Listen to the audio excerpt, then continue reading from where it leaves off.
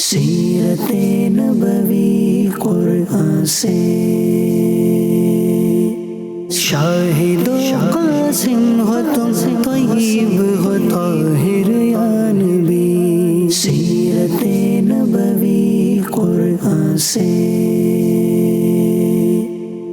الحمدللہ رب العالمین والصلاة والسلام علی سید المرسلین، اما بعد فاعوذ باللہ من الشیطان الرجیم، بسم اللہ الرحمن الرحیم۔ الصلاة والسلام علیک یا رسول اللہ وعلی آلک واصحابک یا حبیب اللہ، الصلاة والسلام علیک یا نبی اللہ وعلی آلک واصحابک یا نور اللہ۔ سلسلہ ہے سیرت نبوی قرآن سے، نبی کریم صلی اللہ تعالیٰ علیہ وآلہ وسلم کی تشریف آوری سے خطہ عرب میں اور اس کے بعد پھر پوری دنیا میں جو انقلاب آیا، جو تبدیلیاں ہوئیں اور جن برائیوں کا خاتمہ ہوا، ان کے حوالے سے کچھ چیزیں بیان کرتا ہوں۔ نبی کریم صلی اللہ تعالیٰ علیہ وآلہ وسلم جس خطے میں تشریف لائے، یہ عرب کا خطہ تھا جو اپنی بہادری میں بھی بڑا مشہور تھا، لیکن اس بہادری کا غلط استعمال یہ تھا کہ جب آپس میں لڑ پڑتے تو پھر ان کی لڑائیاں برسوں تک جاری رہتی، حتیٰ کہ کئی مرتبہ یہ لڑائیاں 100 سال یعنی ایک صدی سے بھی زیادہ عرصے تک جاری رہیں۔ اس وقت کی صورتحال کیا تھی، اسے ایک شاعر نے اپنے کلام میں بیان کیا ہے۔ فسادوں میں کٹتا تھا ان کا زمانہ، نہ تھا کوئی قانون کا تازیانہ، وہ تھے قتل و غارت میں چالاک ایسے، درندے ہو جنگل میں بے باک جیسے، نہ ٹلتے تھے ہرگز جو اڑ بیٹھتے تھے، سلجھتے نہ تھے جب جھگڑ بیٹھتے تھے، جو دو شخص آپس میں لڑ بیٹھتے تھے تو صدہا قبیلے بگڑ بیٹھتے تھے۔ کہیں تھا مویشی چرانے پہ جھگڑا، کہیں پہلے گھوڑا بڑھانے پہ جھگڑا، لبے جو کہیں آنے جانے پہ جھگڑا، کہیں پانی پینے پلانے پہ جھگڑا۔ یہ اس معاشرے کی ایک منظر کشی ہے، وہ معاشرہ کہ جہاں پر نفرتیں عروج پر تھیں اور عداوتوں کا سلسلہ برسوں جاری رہتا تھا۔ ان لوگوں کے درمیان نبی کریم صلی اللہ تعالیٰ علیہ وآلہ وسلم نے ایسا انقلاب برپا کیا کہ وہ عداوتیں محبتوں میں بدل گئی، وہ نفرتیں آپس کے اچھے تعلقات میں بدل گئیں، اور وہ دوریاں دور ہو گئیں اور قربتیں پیدا ہو گئیں۔ اللہ تبارک و تعالیٰ نے قرآن مجید میں نبی کریم صلی اللہ تعالیٰ علیہ وآلہ وسلم کی تشریف آوری سے اور قرآن کی تعلیمات کے ذریعے اس پیدا ہونے والی تبدیلی کو بیان فرمایا۔ ارشاد ہوتا ہے وَاذْكُرُوا نِعْمَةَ اللَّهِ عَلَيْكُمْ إِذْ كُنْتُمْ أَعْدَاءً فَأَلَّفَ بَيْنَ قُلُوبِكُمْ فَأَصْبَحْتُمْ بِنِعْمَتِهِ إِخْوَانًا وَكُنْتُمْ عَلَى شَفَا حُفْرَةٍ مِّنَ النَّارِ فَأَنْقَذَكُم مِّنْهَا۔ ترجمہ کنز العرفان۔ اور اللہ کا احسان اپنے اوپر یاد کرو، جب تم ایک دوسرے کے دشمن تھے تو اس نے تمہارے دلوں میں ملاپ پیدا کر دیا، بس اس کے فضل سے تم آپس میں بھائی بھائی بن گئے، اور تم تو آگ کے گڑھے کے کنارے پر تھے تو اس نے تمہیں اس سے بچا لیا۔ اس آیت مبارکہ میں اس پوری حقیقت کو بیان کیا کہ وہ جو ایک دوسرے کے دشمن تھے، اذ کنتم اعداء، تم ایک دوسرے کے دشمن تھے، فالف بین قلوبکم، تو اللہ نے تمہارے دلوں میں الفتیں پیدا کر دی۔ تو یہ الفتیں، یہ محبتیں اور یہ قربتیں کیسے پیدا ہوئیں، یہ دشمنیاں، یہ نفرتیں، یہ عداوتیں کیسے دور ہوئیں؟ اس کی سب سے بڑی وجہ اور سب سے بڑا سبب سرکار دو عالم نور مجسم صلی اللہ تعالیٰ علیہ وآلہ وسلم کا ان لوگوں کی تربیت فرمانا تھا، اپنے اقوال سے، اپنے اعمال سے، اپنے احوال سے اور اپنی مبارک صحبتوں سے ان کے دلوں کی دنیا کو بدل دینا تھا۔ نبی کریم صلی اللہ تعالیٰ علیہ وآلہ وسلم کی تشریف آوری سے پہلے اس قوم میں بدلہ لینے کا، انتقام لینے کا جو جذبہ تھا وہ بڑے عروج پہ تھا، حتیٰ کہ اس کا نتیجہ یہ نکلتا کہ بعض اوقات ایک چھوٹی سی لڑائی ایک بہت بڑی جنگ میں تبدیل ہو جاتی۔ پھر یہ بھی ہوتا کہ اگر ایک شخص کسی دوسرے قبیلے کے ایک فرد کو قتل کر دیتا تو دوسرا قبیلہ بدلے میں ایک فرد کو نہیں بلکہ کتنے ہی افراد کو قتل کر دیا کرتا تھا۔ بلکہ بعض جگہوں پر تو ایسا بھی معاملہ تھا کہ اگر ایک قبیلہ دوسرے قبیلے کے کسی آدمی کو قتل کرے گا تو یہ بدلے کے اندر ایک ہی قتل اس کا شمار کیا جائے گا، یعنی بدلے میں ایک قتل کیا جائے گا۔ لیکن اگر طاقتور قبیلے کا کوئی فرد مارا گیا تو بدلے کے اندر دوسرے قبیلے کے 2 فرد مارے جائیں گے۔ یہ وہ فساد کی جڑ اور فساد کی بنیاد تھی۔ اللہ تعالیٰ نے عدل کا طریقہ سکھایا اور نبی کریم صلی اللہ تعالیٰ علیہ وآلہ وسلم نے اس عدل کو اس قوم کے اندر عملی طور پر نافذ کیا۔ قرآن مجید میں اللہ تعالیٰ نے ارشاد فرمایا وَلَكُمْ فِي الْقِصَاصِ حَيَاةٌ يَا أُولِي الْأَلْبَابِ لَعَلَّكُمْ تَتَّقُونَ، اور اے عقل مندو، خون کا بدلہ لینے میں تمہاری زندگی ہے تاکہ تم بچو۔ اور یہ جو معاملہ تھا کہ ایک کے بدلے 2 کو قتل کیا جائے گا، غلام کے بدلے آزاد کو قتل کیا جائے گا، عورت کے بدلے میں مرد کو قتل کیا جائے گا، تو جو طاقتور اور کمزور قبیلوں کے درمیان ایک ظالمانہ تناسب تھا اسے ختم کر کے اللہ تبارک و تعالی نے ان کی جانوں کو ایک دوسرے کے برابر قرار دیا، اور نبی کریم صلی اللہ تعالیٰ علیہ وآلہ وسلم نے اسی پر عمل پیرا ہو کر اور اس پر عمل کروا کے اس معاشرے کو عدل اور سچی اور صحیح مساوات کے اوپر آپ نے اس معاشرے کو جو ہے وہ ان کی تربیت فرمائی۔ اللہ تعالیٰ قرآن پاک میں اس کے متعلق ارشاد فرماتا ہے یا ایھا الذین آمنوا کتب علیکم القصاص فی القتلى الحر بالحر والعبد بالعبد والانثى بالانثى، اے ایمان والو تم پر مقتولوں کے خون کا بدلہ لینا فرض قرار دیا گیا، آزاد کے بدلے آزاد اور غلام کے بدلے غلام اور عورت کے بدلے عورت، یعنی قصاص تو لیا جائے گا، قتل کا بدلہ تو لیا جائے گا، لیکن وہ جو طریقہ رائج تھا کہ طاقتور قبیلہ ان کا کوئی غلام مارا جاتا تو بدلے میں آزاد کو مارتے، اگر ان کی کوئی عورت ماری جاتی تو بدلے کے اندر مرد کو مارتے، تو اللہ تبارک و تعالیٰ نے اس طریقہ کار کو جو اس کا حقیقی عدل کا طریقہ تھا اس کے مطابق بیان کر دیا کہ جیسا جرم کیا جائے گا اس کا بدلہ ویسا ہوگا، بدلے کے اندر حد سے تجاوز نہیں کیا جائے گا، بدلے کے اندر ایک کے بدلے میں 2 والا طریقہ اختیار نہیں کیا جائے گا۔ تو یہ نبی کریم صلی اللہ تعالیٰ علیہ وآلہ وسلم نے اس معاشرے میں جو امن اور انصاف اور عدل کے حوالے سے چیزیں تھیں ان میں تبدیلیاں پیدا فرمائیں، اور بظاہر یہ ہمارے کہنے کے اندر تو یہ 2-3 باتیں ہیں، لیکن اس کا اثر جو پورے معاشرے پہ بنتا ہے اور وہ جو پورے خطے پہ بنتا ہے، اور پھر وہاں سے جب اسلام کی تعلیمات پوری دنیا کے لیے ہیں اور قیامت تک کے لیے ہیں، جب ہم اس حکم کے اور نبی پاک صلی اللہ علیہ وآلہ وسلم کے اس نظام عدل کی وسعت کو دیکھتے ہیں تو پتہ چلتا ہے کہ مکہ مدینے کی سرزمین سے شروع ہونے والے اس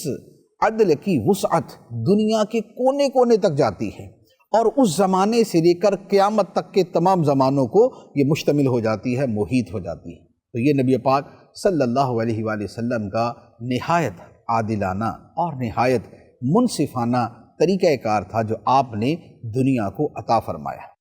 نبی پاک علیہ الصلاۃ والسلام نے جو دیگر اصلاحات فرمائی ان میں بہت سی اصلاحات مالی معاملات کے متعلق ہے۔ مالی معاملات میں کئی تبدیلیاں کی گئیں، ان کے اندر ایک بہت بڑی تبدیلی کہ جسے صدیوں سے رائج ایک ظالمانہ نظام کے طور پہ لوگوں پر مسلط کر دیا گیا تھا، نبی کریم صلی اللہ علیہ وآلہ وسلم نے اسے ختم کر دیا، اور وہ نظام تھا سود کا نظام۔ سود صرف عرب معاشرے میں نہیں بلکہ دنیا بھر کے اندر ایک طریقہ کار کے طور پہ رائج تھا، جس کا نتیجہ یہ تھا کہ امیر آدمی صرف اپنے پیسے کے بلبوتے پر آرام سے اپنے گھر میں بیٹھا ہوا ہے، لیکن غریبوں کو قرض دے کے ان سے مزید در مزید وصول کرتا رہتا ہے، غریب پستا رہتا ہے، امیر مزے کرتا رہتا ہے۔ تو یہ ایک طریقہ کار یہ عرب معاشرے میں بھی تھا، یہ دیگر ملکوں میں بھی تھا، اور افسوس یہ ہے کہ آج بھی سود کا یہ نظام موجود ہے، جس کی وجہ سے ملکوں کے ملک ترقی سے محروم ہو جاتے ہیں، برباد ہو جاتے ہیں، اور امیر ملکوں کے شکنجے کے اندر پھنسے رہتے ہیں، جس کا ہم اپنی آنکھوں سے مشاہدہ کر رہے ہیں۔ بہرحال عرب خطے کے اندر جو یہ نظام چلتا آ رہا تھا، تو چونکہ یہ ایک بہت عرصے سے صورتحال چلتی آ رہی تھی، تو تو اسے یکدم ختم نہیں کیا گیا، کیونکہ لوگوں کے کروڑوں درہم و دینار ایک دوسرے کے ذمے تھے، ایک نظام پوری طرح لوگوں کے اندر پھیلا ہوا تھا، اسے یک بارگی ختم کرنا یہ مشکل امر تھا، لوگ اس کی وجہ سے بڑی مشکل میں مبتلا ہو جاتے۔ تو نبی کریم صلی اللہ تعالیٰ علیہ وآلہ وسلم نے آہستہ آہستہ ان کی معیشت کے اندر اصلاحات فرماتے ہوئے، انہیں عمدہ سے عمدہ کی تعلیم دیتے ہوئے، ان کے اخلاق کو سنوارتے ہوئے بالآخر اس معاشرے کو وہاں لے آئے کہ جہاں آ کر اس سود کے نظام کا خاتمہ کر دیا۔ کیسے خاتمہ کیا؟ قرآن مجید کی بہت ساری آیات مبارکہ ہیں، یہاں صرف ایک مقام کی آیت پڑھتا ہوں۔ اللہ تبارک و تعالی نے ارشاد فرمایا الذین یأکلون الربا لا یقومون الا کما یقوم الذی یتخبطہ الشیطان من المس ذلك بأنهم قالوا إنما البيع مثل الربا وأحل الله البيع وحرم الربا فمن جاءه موعظة من ربه فانتهى فله ما سلف وأمره إلى الله ومن عاد فأولئك أصحاب النار هم فيها خالدون يمحق الله الربا ويربي الصدقات والله لا يحب كل كفار أثيم۔ ترجمہ کنز العرفان، فرمایا جو لوگ سود کھاتے ہیں وہ قیامت کے دن نہ کھڑے ہوں گے مگر اس شخص کے کھڑے ہونے کی طرح جسے آسیب نے چھو کر پاگل بنا دیا۔ یہ سزا اس وجہ سے ہے کہ انہوں نے کہا خرید و فروخت بھی تو سود ہی کی طرح ہے، حالانکہ اللہ نے خرید و فروخت کو حلال کیا اور سود کو حرام کیا۔ تو جس کے پاس اس کے رب کی طرف سے نصیحت آئی پھر وہ باز آ گیا تو اس کے لیے حلال ہے وہ جو پہلے گزر چکا، اور اس کا معاملہ اللہ کے سپرد ہے، اور جو دوبارہ ایسی حرکت کریں گے تو وہ دوزخی ہیں، وہ اس میں مدتوں رہیں گے۔ اللہ سود کو مٹاتا ہے اور صدقات کو بڑھاتا ہے، اور اللہ کسی ناشکرے بڑے گناہگار کو پسند نہیں کرتا۔ یہ آیت مبارکہ سود کی حرمت پر کئی انداز میں دلالت کرتی ہے۔ جو آپ نے ترجمہ سنا، جو آیت سنی، اس سے بڑی آسانی کے ساتھ یہ بات سمجھ سکتے ہیں۔ اللہ تعالیٰ نے سود خور کی وعید بیان فرمائی، پھر اس کے ساتھ اس کی قیامت کے دن جو بدترین حالت ہوگی اسے بیان کیا، پھر اس سزا کا سبب بیان کیا کہ سود اور کاروبار کو ایک جیسا سمجھ دیں، پھر خدا نے صراحت فرما دی کہ خدا نے سود کو حرام کیا اور تجارت کو حلال کیا، پھر اس سے رکنے کے بارے میں احکام بیان کیے، پھر سود کے حوالے سے فرما دیا کہ خدا سود کو مٹاتا ہے، یعنی اس میں برکت نہیں ہوتی، اور صدقات کو بڑھاتا ہے کہ صدقات کی وجہ سے خدا برکت جو ہے وہ پیدا کرتا ہے، اور ساتھ میں اس بات کی طرف اشارہ ہے کہ سود اور صدقہ یہ دونوں ایک دوسرے کے منافی ہیں، کیونکہ صدقہ دینے والا کسی دنیاوی منفعت کو پیش نظر نہیں رکھتا، دوسرے کے بھلے کے لیے دیتا ہے، جبکہ سود دینے والا دوسرے کے بھلے کو نہیں دیکھتا، وہ اپنی منفعت کو دیکھتا ہے۔ تو یہ جو مفاد پرستی ہے اور جو غریب پروری ہے، یہ دو کے درمیان جو فرق ہے وہ اس آیت مبارکہ سے پتہ چلتا ہے کہ سود مفاد پرستی کی مجسم صورت ہے اور صدقہ و خیرات کرنا یہ غریب پروری کی عمدہ صورت ہے۔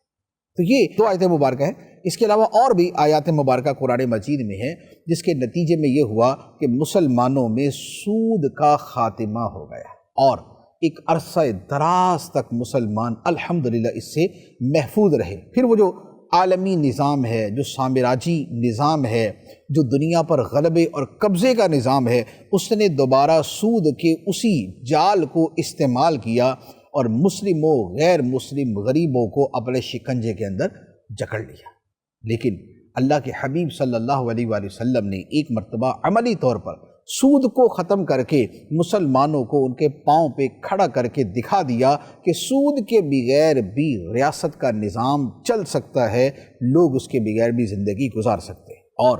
آج بھی اگر آقا کریم صلی اللہ علیہ وآلہ وسلم کی اسی تعلیم پر دوبارہ آئیں تو سود کے بغیر ملک کا نظام، لوگوں کا نظام، یہ سارے کا سارا چل سکتا ہے۔ نبی پاک علیہ الصلوۃ والسلام نے مزید جو اصلاحات فرمائیں، انہی اصلاحات میں ایک شراب کی حرمت بھی ہے۔ شراب پہلے سے رائج تھی اور برسوں سے رائج تھی، صدیوں سے رائج تھی، لوگ اس کے عادی تھے، اہل عرب بھی اس میں مبتلا تھے، اور شراب جو ہے یہ الخبائث ہے، بیسیوں خرابیوں کی جڑ جو ہے وہ شراب ہوتی۔ آج کے زمانے میں بھی ایسا ہی ہے، صرف پچھلے زمانے میں نہیں، آج کے زمانے میں بھی ایسا ہے۔ آپ 50 دوائیوں کے نام پڑھیں، اور اس کے ساتھ احتیاطیں پڑھیں گے تو پتہ چلے گا کہ نیچے لکھا ہوتا ہے کہ جناب اس دوائی کے ساتھ الکوہل استعمال نہ کی جائے۔ آپ ڈرائیونگ کے پوری دنیا میں اصولوں کو دیکھ لیں، پوری دنیا میں مشرق سے لے کر مغرب کے آخری کنارے تک، خواہ اس نے کار چلانی ہے، بائک چلانی ہے، اس نے ٹرین چلانی ہے، اس نے جہاز اڑانا ہے، اس نے ہیلی کاپٹر چلانا ہے، آپ بتا دیں کہ شراب کے ساتھ چلانے کی اجازت ہوگی؟ نہیں ہوگی۔ پوری دنیا کے اندر یہ ایک انسٹرکشن باقاعدہ دی جاتی ہے کہ شراب کی حالت میں الکوہل پیے ہوئے یہ والی حرکت نہ کی جائے، یہ کام نہ کیے جائے۔ تو بہرحال شراب کی تباہیاں، بربادیاں جو ہے وہ اپنی جگہ موجود ہیں۔ تو پہلے لوگوں میں شراب عام تھی، اسلام نے بتدریج اس شراب کو ختم کیا۔ پہلے اس کے بارے میں فرما دیا گیا کہ اس میں اگرچہ لوگوں کے منافع ہیں، مزہ آتا ہے، سرور آتا ہے، وقتی طور پہ آدمی غم غلط کر لیتا ہے، لیکن اس کے ساتھ اس میں گناہ بھی ہے۔ گناہ کیا ہے کہ اس کے پینے کے بعد جو حرکتیں کی جاتی ہیں وہ گناہ والی ہوتی ہیں۔ چنانچہ اللہ تعالیٰ نے قرآن پاک میں بیان فرمایا، یسألونک عن الخمر والمیسر قل فیہما اثم کبیر ومنافع للناس۔ اے حبیب، آپ سے شراب اور جوئے کے متعلق سوال کرتے ہیں، تم فرما دو ان دونوں میں کبیرہ گناہ ہے اور لوگوں کے لیے کچھ دنیاوی منافع بھی ہیں، اور ان کا گناہ ان کے نفع سے زیادہ بڑا ہے۔ پہلے یہ فرمایا گیا، پھر اس کے بعد ایک عرصے کے بعد دوسری آیت مبارکہ نازل ہوئی جس میں یہ فرمایا گیا کہ نماز کے وقت شراب پینا تمہارے لیے منع ہے۔ یعنی فرمایا یہ گیا کہ نشے کی حالت میں نماز کے قریب نہ جاؤ۔ تو اب نماز تو ظہر ہے، عصر ہے، مغرب ہے، عشاء قریب قریب آ جاتی اور نشہ اتنی جلدی نہیں اترتا۔ تو اس کا مطلب یہ تھا کہ جو نماز کے اوقات ہیں اس کے آس پاس بھی شراب سے دور رہو۔ تو یہ شراب سے ممانعت کی ایک بڑی درمیانی صورت تھی کہ جو اس وقت بیان فرمائی گئی۔ چنانچہ قرآن پاک میں ارشاد فرمایا، یا ایھا الذین آمنوا لا تقربوا الصلاۃ وانتم سکارى حتى تعلموا ما تقولون۔ اے ایمان والو، نشے کی حالت میں نماز کے پاس نہ جاؤ جب تک سمجھنے نہ لگو وہ بات جو تم کہو۔ جب تک اپنی بات پلے نہ پڑے کہ میں پڑھ کے آ رہا ہوں، میں بول کے آ رہا ہوں، تب تک نماز کے قریب نہ جاؤ۔ کیونکہ ہو سکتا ہے کہ بندہ قرآن مجید کی آیتیں پڑھتے پڑھتے درمیان میں کچھ ایسا پڑھنا شروع کر دے، ایسا بولنا شروع کر دے جو ہوئی کفر۔ یعنی کہ بات یہ ہے کہ یا اللہ تو ہمارا خدا ہے، اور اب نشے کے اندر تو خدا ہے اور خدا نہیں ہے، دونوں برابر ہی نکل جائیں گے، تو اس سے منع کر دیا گیا۔ تو نماز کے وقت میں شراب سے، نشے سے منع کر دیا گیا۔ پھر اس کے ایک عرصے کے بعد اللہ تبارک و تعالیٰ نے شراب سے کلی طور پہ منع کر دیا۔ چنانچہ قرآن مجید کی آیت مبارکہ نازل ہوئی، ارشاد فرمایا، یا ایھا الذین آمنوا انما الخمر والمیسر والانصاب والازلام رجس من عمل الشیطان فاجتنبوه لعلکم تفلحون۔ انما يريد الشیطان ان یوقع بینکم العداوۃ والبغضاء فی الخمر والمیسر وَيَصُدَّكُمْ عَنْ ذِكْرِ اللَّهِ وَعَنِ الصَّلَاةِ فَهَلْ أَنْتُمْ مُنْتَهُونَ۔ ترجمہ کنز العرفان۔ اے ایمان والو، شراب اور جوا اور بت اور قسمت معلوم کرنے کے تیر ناپاک شیطانی کام ہی ہیں، تو ان سے بچتے رہو تاکہ تم فلاح پاؤ۔ شیطان تو یہی چاہتا ہے کہ شراب اور جوئے کے ذریعے تمہارے درمیان دشمنی اور بغض و کینہ ڈال دے اور تمہیں اللہ کی یاد سے اور نماز سے روک دے۔ تو کیا تم باز آتے ہو؟ یہ آیت مبارکہ ہے کہ جس میں اللہ تبارک و تعالیٰ نے بڑی سختی کے ساتھ شراب سے منع کر دیا۔ دیگر چیزوں کی بھی حرمت بیان کی ہے، لیکن شراب کا تذکرہ بھی اس میں موجود ہے۔ اب ایک حکم دے دینا، یہ تو یوں کہہ لیں کہ ایک اپنی جگہ ایک اہم چیز ہے، لیکن کیا ایک حکم کے بعد معاشرے میں صدیوں سے رائج چیز کا خاتمہ ہو سکتا ہے؟ یہ بڑا مشکل کام۔ حکومت ایک آرڈر جاری کرتی ہے تو کیا ویری نیکسٹ ڈے کیا پوری کی پوری قوم اس آرڈر پہ عمل کرنا شروع کر دیتی ہے؟ ہمارے سامنے لوگوں کی حالت ہو سکتا ہے بعض ملکوں کے اندر عمل کیا جاتا ہو جہاں پر حکومت کے احکام کو ماننے کی سوچ پہلے سے چلتی آ رہی ہو، جہاں پر قانون کی حکمرانی کا معاملہ پہلے سے جاری ہو، لیکن جس ملک میں قانون کی پرواہ نہ کی جاتی ہو، کیا وہاں پر حکومت کوئی قانون دے تو اس پر عمل کیا جائے گا؟ نہیں، ایسا نہیں ہو سکتا۔ پہلے اس معاشرے کی وہ ذہن سازی ہونی چاہیے کہ جس کے بعد ایک حکم ان کو عمل کرنے کے اوپر مجبور کر دے۔ تو قرآن نے جب یہ حکم دیا تو کیا اس ایک حکم نے تبدیلی پیدا کر دی؟ تو تاریخ اور سیرت اور حدیث کی کتابیں یہ بتاتی ہیں کہ اس ایک حکم نے ہی ان میں تبدیلی پیدا کر دی۔ کیوں؟ اس لیے کہ قرآن پر عمل کا جذبہ نبی پاک صلی اللہ تعالیٰ علیہ وسلم نے پہلے ہی ان لوگوں کے دلوں میں پیدا کیا ہوا تھا۔ اللہ کے حکم کے اوپر اپنے سروں کو جھکا دینا اور خدا کے حکم پر بہر صورت عمل کرنے کی سوچ نبی پاک علیہ الصلوۃ والسلام نے ان کے اندر پیدا کر دی تھی۔ تو نتیجہ یہ ہوا کہ جب یہ آیت اتری تو اس آیت کے اترتے ہی جن کے گھروں میں شراب تھی انہوں نے اس کے مٹکے توڑ دیے، انہوں نے اس شراب کو گلیوں کے اندر بہا دیا، انہوں نے کہ جن کے سامنے شراب کے گلاس یا کوزے رکھے ہوئے تھے انہوں نے اگر ہاتھ اٹھا ہوا بھی ہے تو اس کو منہ کے قریب نہیں لے کے گئے بلکہ اس کو نیچے رکھ دیا۔ تو یہ ان لوگوں میں خدا کے حکم پہ عمل کا ایسا جذبہ اور جو عادتوں میں اور جو رواج میں اور جو فطرتوں میں رچی بسی شراب تھی اس سے دور کر دیا۔ یہ سارے کا سارا کریڈٹ تھا سرکار دو عالم نور مجسم صلی اللہ تعالیٰ علیہ وآلہ وسلم کی مبارک تعلیم کا، کہ جس نے ان کے اندر یہ اسپرٹ پیدا کی تھی، جس نے ان کے اندر یہ روح پیدا کی تھی۔ نبی پاک صلی اللہ علیہ وآلہ وسلم نے مزید جو اصلاحات فرمائیں، ان اصلاحات میں بہت سی چیزوں کا تعلق عبادات کے ساتھ ہے، کیونکہ عبادت کا سلسلہ ایسا نہیں ہے کہ نبی پاک علیہ السلام سے شروع ہوا۔ عبادت تو حضرت آدم علیہ السلام سے شروع ہے، ویسے تو اس سے بھی پہلے سے فرشتے بھی عبادت کرتے تھے، لیکن انسانوں میں حضرت آدم علیہ السلام سے عبادت کا سلسلہ شروع ہے، اور اللہ کے نبی عبادتیں بتاتے آئے، عبادتوں کی ترغیب دیتے آئے، عبادتوں کے طریقے اور مناسک سکھاتے آئے۔ انہی میں حضرت ابراہیم علیہ السلام کی دی ہوئی بہت سی تعلیمات تھیں جنہیں عرب معاشرہ قبول کرتا تھا، مانتا تھا، لیکن اس کے ساتھ انہوں نے حضرت ابراہیم علیہ السلام کی دی گئی شریعت اور ان کے سکھائے گئے مناسک اور شرعی احکام میں اپنی طرف سے بہت سی تبدیلیاں پیدا کی ہوئی تھیں۔ وہ تبدیلیاں ایسی تھیں کہ جو دین کی روح کو ختم کرنے والی تھی۔ نبی پاک صلی اللہ تعالیٰ علیہ وسلم نے ان تبدیلیوں کو تبدیل فرما دیا، لوگوں کے بنائے ہوئے عبادت کے ان طریقوں کو خدا کے دیے ہوئے طریقے میں ڈھال دیا۔ تو اللہ کے جو احکام اور خدا کا جو بیان کردہ طریقہ تھا وہ لوگوں کے اندر پیدا کر دیا۔ اب ان میں کیا کیا چیزیں تھیں، چند مثالیں یہاں پر بیان کرتا ہوں۔ ایک بڑا اہم حکم یہ تھا کہ اللہ تبارک و تعالیٰ نے 4 مہینے حرمت والے بنائے، ذوالقعدہ، ذوالحجہ، محرم اور رجب۔ یہ 4 مہینے ہیں جنہیں اشہر حرم، حرمت والے مہینے کہا جاتا ہے۔ ان 4 مہینوں میں جنگ کرنا، لڑائی کرنا حرام تھا، اور یہ ہمیشہ سے یہ سلسلہ چلتا آ رہا تھا کہ ان مہینوں کے اندر جنگ کرنا حرام تھا۔ اب ہوتا یہ تھا کہ اہل عرب ان مہینوں میں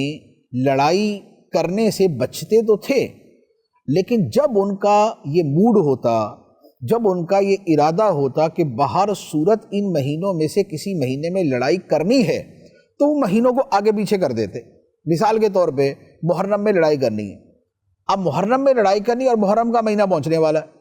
تو اب وہ کیا کرتے کہ محرم کو بولتے کہ بھی محرم کو ہم نے شفٹ کر دیا سفر میں، اور سفر کو ہم اٹھا کے لے آئے پہلے، تو گویا سفر پہلے آ گیا تو لڑنا حلال ہو گیا، اور محرم آگے کر دیا تو اگلے مہینے لڑائی سے بھی بچ جائیں گے۔ تو یہ ایک عجیب و غریب قسم کی صورتحال تھی کہ زمانہ یوں نہیں بدلتا کہ ہم بولیں کہ آج اگر جمعہ ہے اور جمعے کو ہم بولیں نہیں آج ہم نے اس کو ہفتہ بنا دیا تو اب یہ جمعہ ہفتہ بن جائے، یہ ایسا نہیں ہے۔ یہ کوئی سرکاری چھٹیاں والا حساب نہیں ہے کہ اعلان ہو جائے اور آگے پیچھے کر دیا جائے، یہ اللہ کی قائم کردہ حرمت تھی تو اسے یہ تبدیل نہیں کیا جا سکتا۔ لیکن اہل عرب نے اپنے لڑنے کے شوق کی تسکین کے لیے یہ والا طریقہ بھی اختیار کیا تھا جسے کہا جاتا تھا نسی۔ نسی کا مطلب ہے مہینوں میں جو ہے وہ آگے ان کو مؤخر کر دینا، آگے پیچھے کر دینا۔ تو اب یہ جو حرمت کی چیز ان کے درمیان رائج تھی، حرمت کا طریقہ رائج تھا، نبی پاک صلی اللہ تعالیٰ علیہ وآلہ وسلم نے اس حرمت کے طریقے کو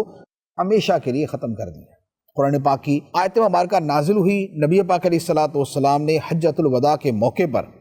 جو مہینے اپنی اصل دنوں کے اندر آ چکے تھے وہاں آنے کے بعد اب اسے ہمیشہ کے لیے جاری کر دیا، اور الحمدللہ کہ نبی پاک علیہ السلام کے تب سے مہینوں کو ان کے اصل مقام پہ رکھنے کے بعد سے لے کر آج تک یہ مہینے اسی انداز کے اندر چلتے آ رہے ہیں، اب دوبارہ ان کے اندر کبھی تبدیلی نہیں ہوئی۔ اللہ تعالیٰ نے اس کے بارے میں کیا فرمایا تھا؟ قرآن مجید کی آیت ہے سورہ توبہ کی، فرمایا انما النسیء زیادۃ فی الکفر یضل بہ الذین کفروا یحلونہ عاما ویحرمونہ عاما لیواطئوا عدۃ ما حرم اللہ فیحلوا ما حرم اللہ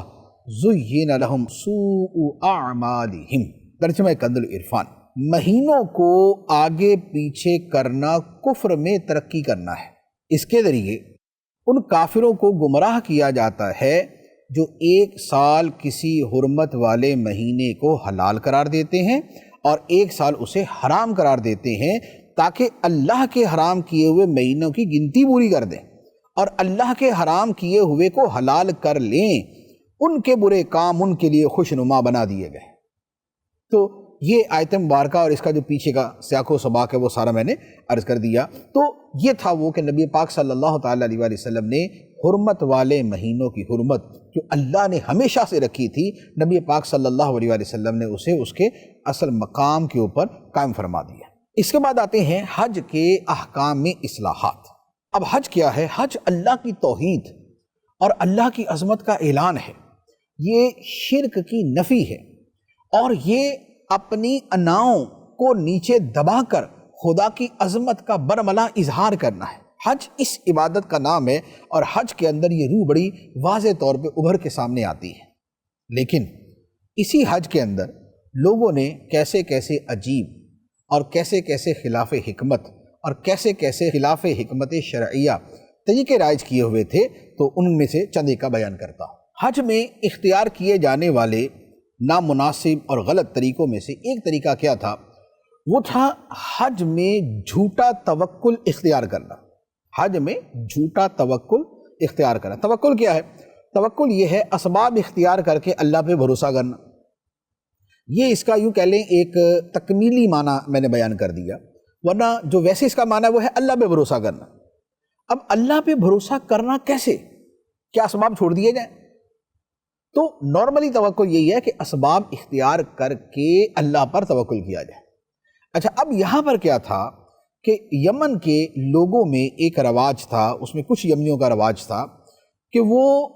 سامان سفر کے بغیر حج پہ روانہ ہو جاتے۔ یعنی اب سفر کرنا ہے تو راستے میں کھانے پینے کو اخراجات کرنے کے لیے سامان ہونا چاہیے، کھانے پینے کا سامان ہو یا پیسے ہوں جو خرچ کر سکے۔ لیکن یہ لوگ کیا کرتے؟ یہ سفر پہ روانہ ہوتے اور سامان سفر کوئی ساتھ نہیں لیتے، نہ کھانے کا، نہ پینے کا، نہ خرچ کرنے کا،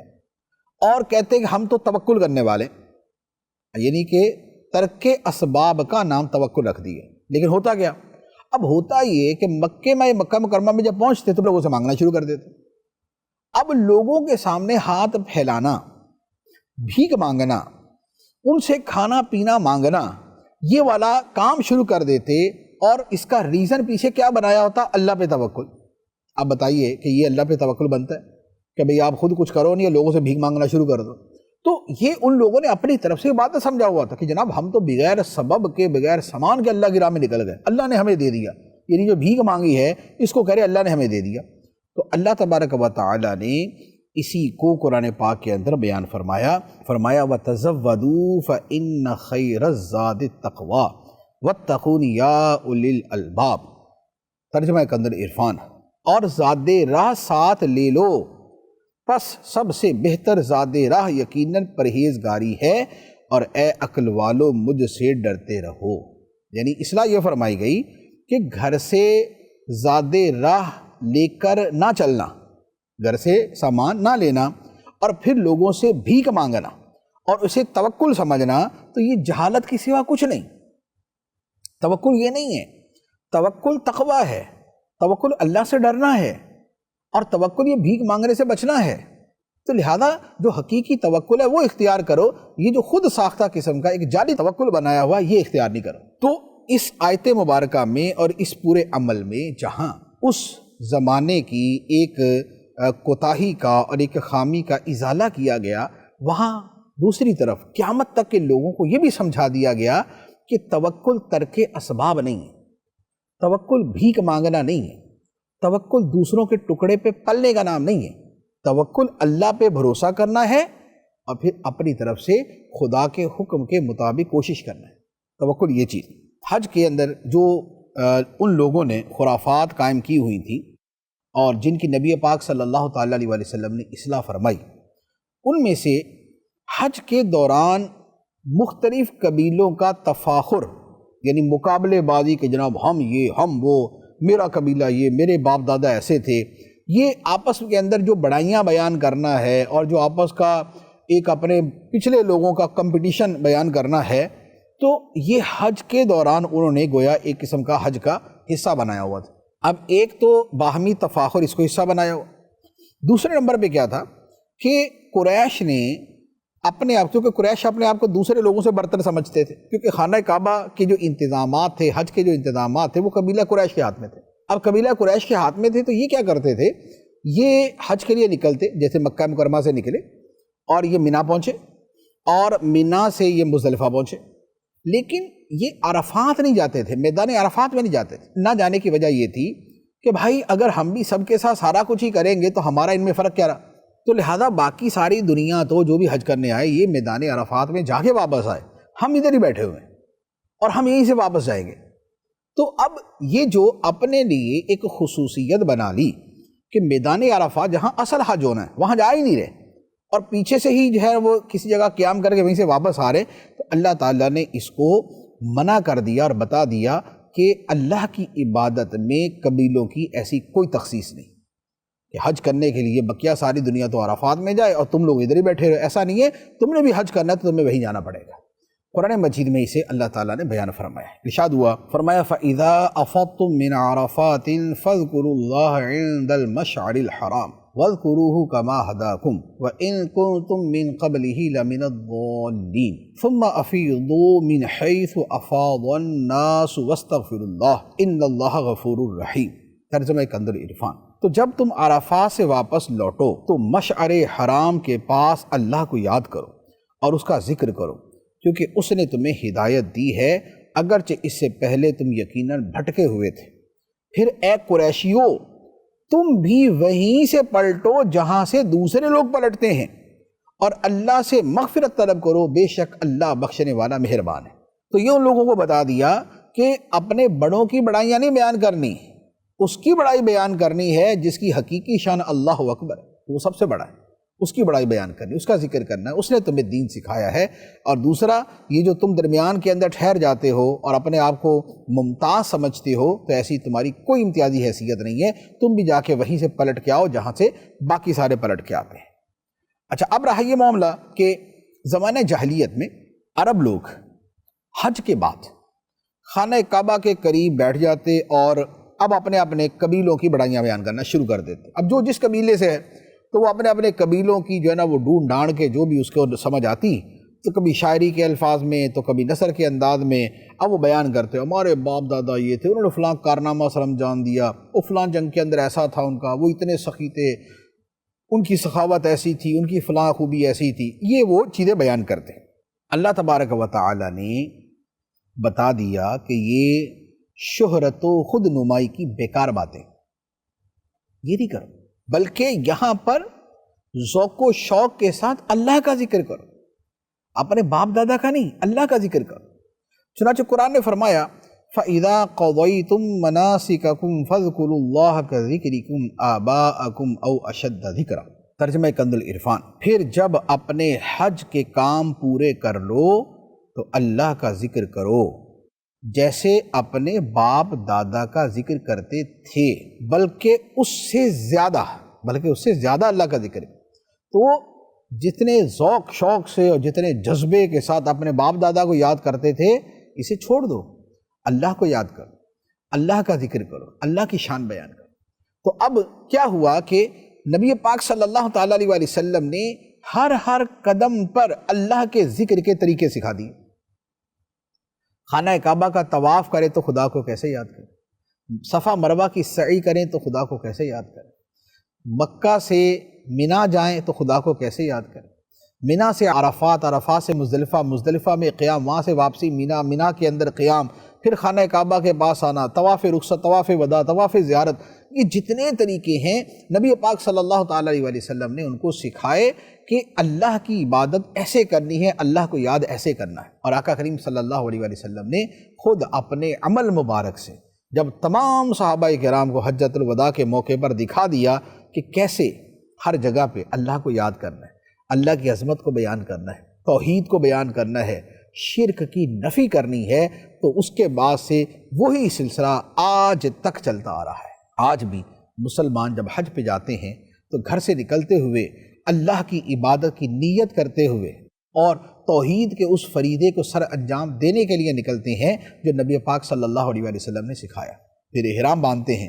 احرام باندھنے کے بعد سب سے پہلے زبان پہ کیا جاری ہوتا ہے؟ لبیک اللہم لبیک، لبیک لا شریک لک لبیک، ان الحمد والنعمت لک والملک لا شریک لک۔ یہ مبارک کلمہ، مقدس کلمہ، یہ پڑھتے پڑھتے پڑھتے پڑھتے خانہ کعبہ پہنچ جاتے ہیں، مکے میں داخل ہوتے ہیں تو خدا کی عظمتوں اور اس کی بڑائی کا بیان، خانہ کعبہ کو دیکھتے ہیں تو اللہ کی بڑائی کا بیان، پھر اس کے بعد مناسک ادا کرتے ہیں، خدا کی بڑائی کا بیان۔ پھر جب دوبارہ حج کے لیے احرام باندھ کے لوگ مینا کی طرف روانہ ہوتے ہیں تو وہی زبانوں پہ لبیک اللہم لبیک کے کلمات جاری ہوتے ہیں۔ مینا کی گلیوں کے اندر اللہ کی توحید اور اللہ کی بڑائی اور عظمت کے کلمات مسلمانوں کی زبان پہ ہوتے ہیں۔ جب وہ عرفات میں جاتے ہیں، عرفات کے میدان میں خدا کو کس قدر محبت کے ساتھ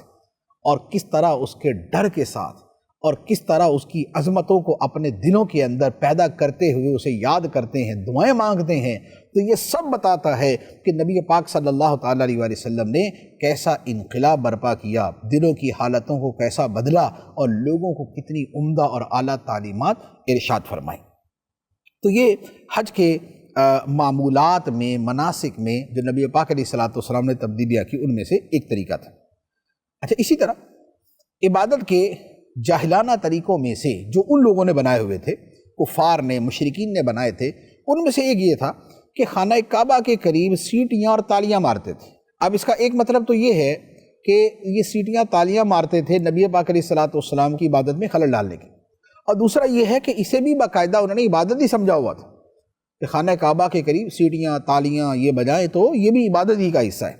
اللہ تعالیٰ نے اس کا رد کیا اور نبی پاک صلی اللہ تعالیٰ علیہ وسلم نے اس کی اصلاح فرمائی۔ قرآن فرماتا ہے وَمَا كَانَ صَلَاتُهُمْ عِندَ الْبَيْتِ إِلَّا مُكَاءً وَتَصْدِيَةً فَذُوقُوا الْعَذَابَ بِمَا كُنتُمْ تَكْفُرُونَ۔ اور بیت اللہ کے پاس ان کی نماز یعنی مشرکوں کی نماز صرف سیٹیاں بجانا اور تالیاں بجانا ہی تھا، تو اپنے کفر کے بدلے عذاب کا مزہ چکھو۔ مزید جن چیزوں کی اصلاح نبی پاک صلی اللہ تعالیٰ علیہ وسلم نے فرمائی ان میں سے یہ تھا کہ کفار یہ دعویٰ کرتے تھے کہ چونکہ یعنی جن لوگوں کے ہاتھ میں خانہ کعبہ کا انتظام تھا اور جن لوگوں کے ہاتھ میں حج کے انتظامات تھے، تو وہ کہتے تھے کہ خانہ کعبہ کے متولی ہم ہیں، ہم جسے چاہیں خانہ کعبہ میں جانے دیں، جسے چاہیں منع کر دیں۔ اللہ تعالیٰ نے اس کی تردید فرمائی